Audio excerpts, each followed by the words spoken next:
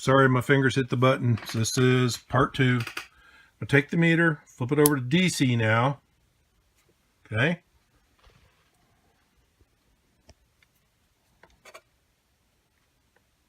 I'm going to measure right here at the diode. There's my DC source. I've got negative 27.15. Okay.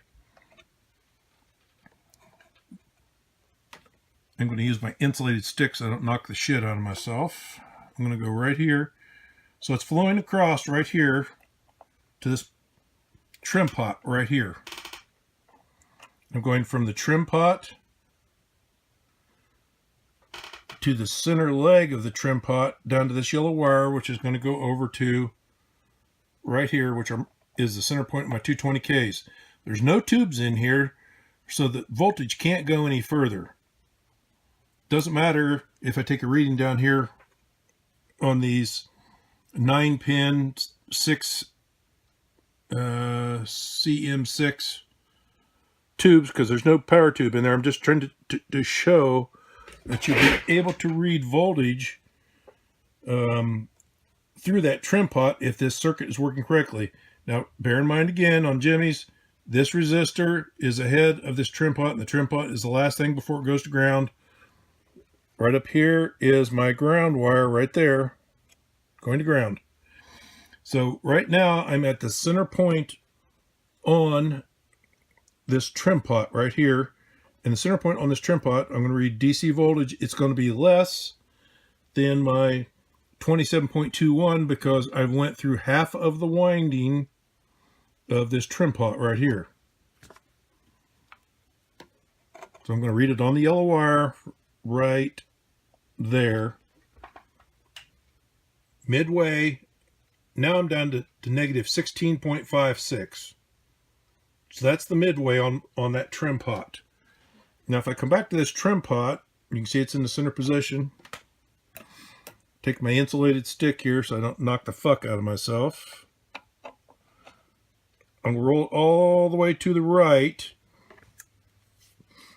Now let's measure that voltage again at the exact same spot, which is right there.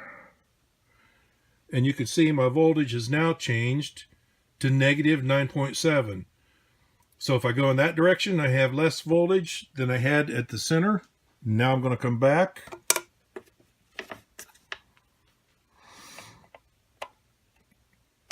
And I'm going to roll this all the way the other direction. Now I'm going to measure again. Same point. Now you can see I'm up to my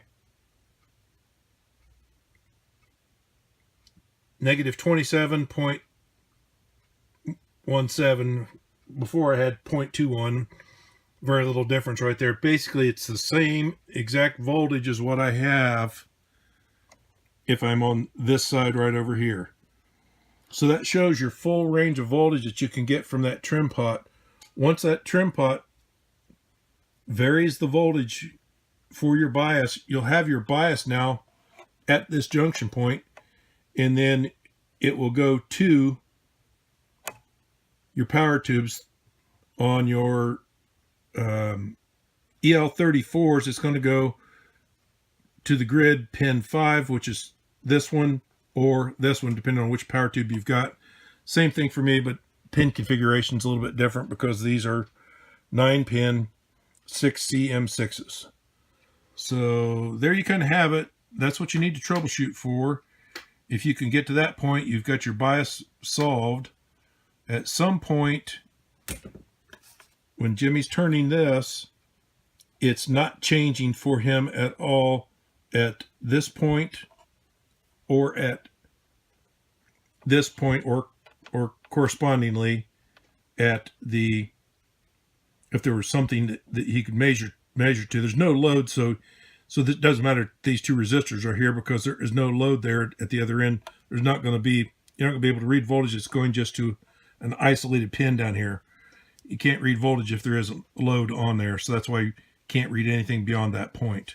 And I hope that kind of helps out so you guys kind of understand what we're looking at in the way of it. Sorry I had to chop it up in 2 pieces. I got big fat fingers and I hit the wrong button. See you later. Bye.